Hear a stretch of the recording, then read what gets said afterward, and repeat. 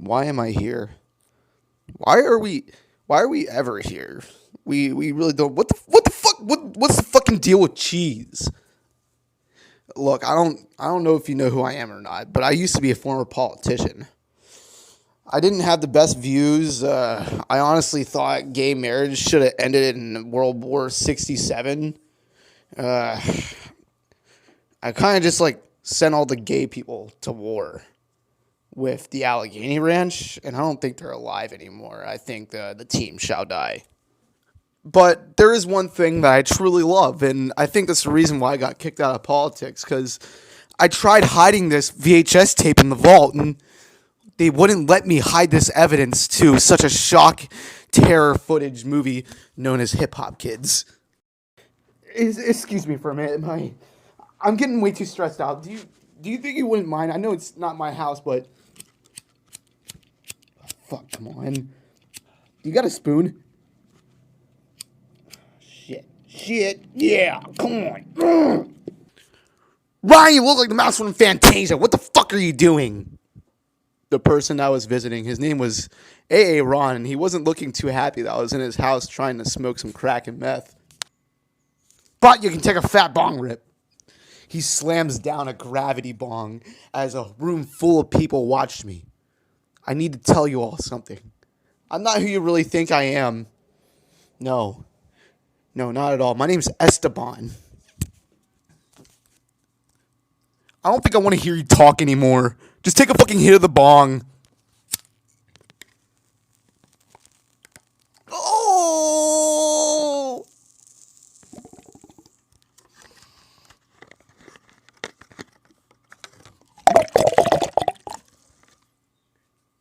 God, let me unfinished.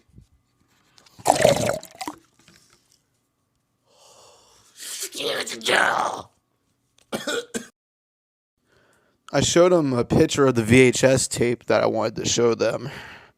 They said they weren't interested in my white boy rock star music, so I thought I would give them something a little more hip. I pulled out the VHS tape of Hip Hop Kids and popped it in the VHS tape. I went into the bathroom and busted a fat load all in their soap as I was singing the ABCs backwards, and I came back in.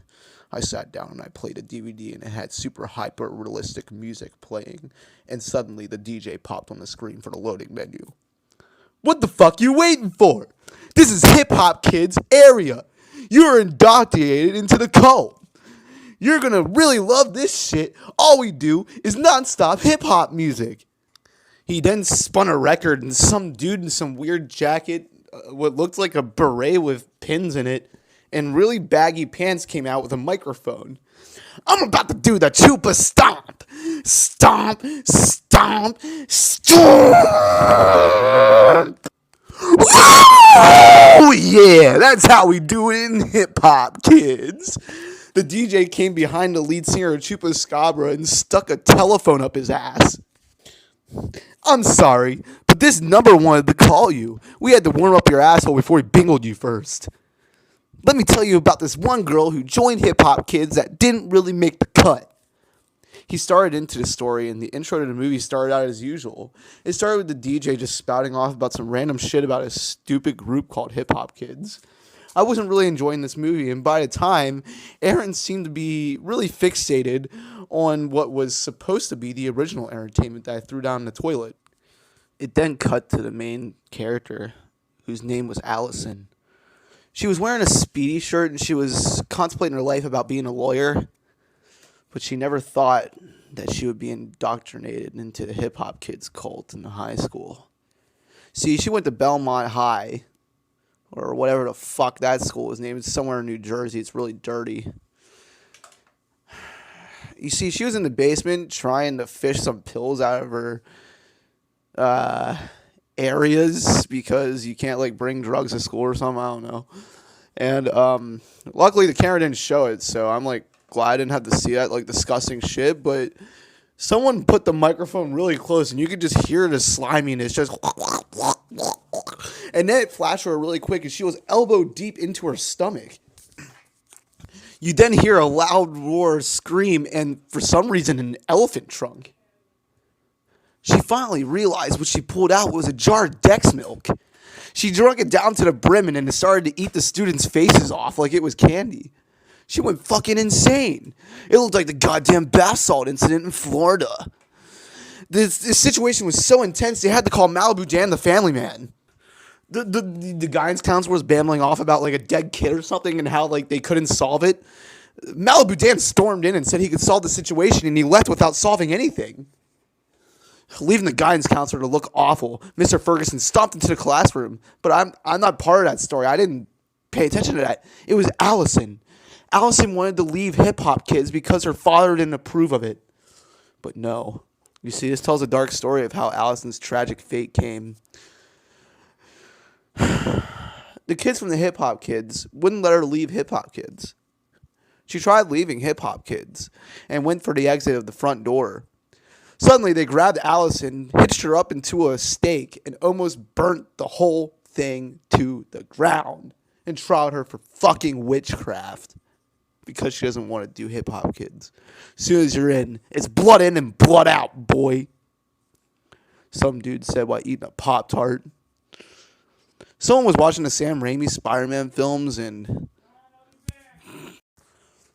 "You can't leave Allison, you little bitch," one of the leaders said and jumped in her face. "We got a big dance battle with the Shanholzes later. We can't lose this shit. If we lose, hip-hop kids gets nuked."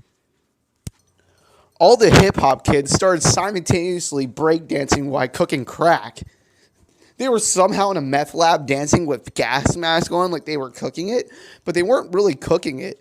It was some weird old lady. Her name was like Gina or some shit. She shat herself in the pot and then just added it into the batch.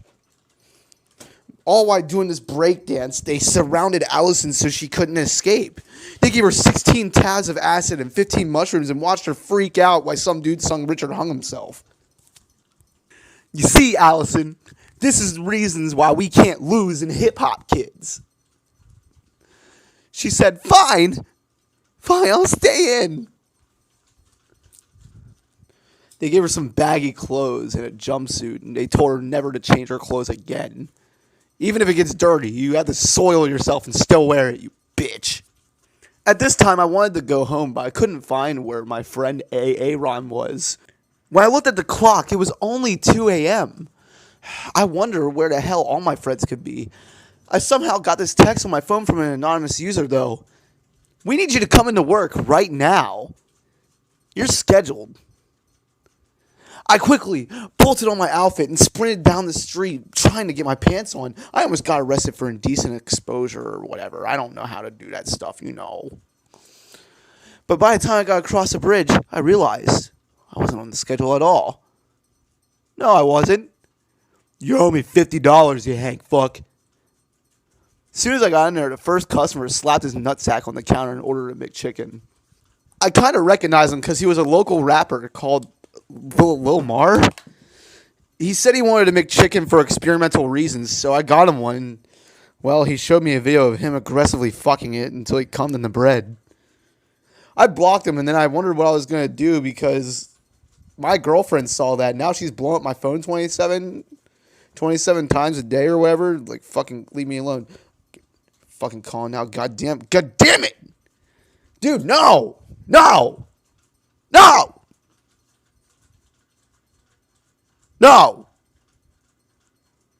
Sleeping myself tonight.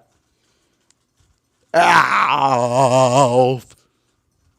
I then took my 90s camera and recorded myself taking multiple bong rips and smoking 16 joints. And then continued the movie. It cut to the notorious scene of when the chick was in her bedroom listening to hip-hop and her dad walks in. He picks up the phone and he sees what's playing and he realizes that it's not the usual stuff you think. It was this weird album called Fire Hydrant Shithouse by this weird group of people. She was listening to a song called GRN Goblin. Little Tide Pod. Dolian? The fuck is this shit?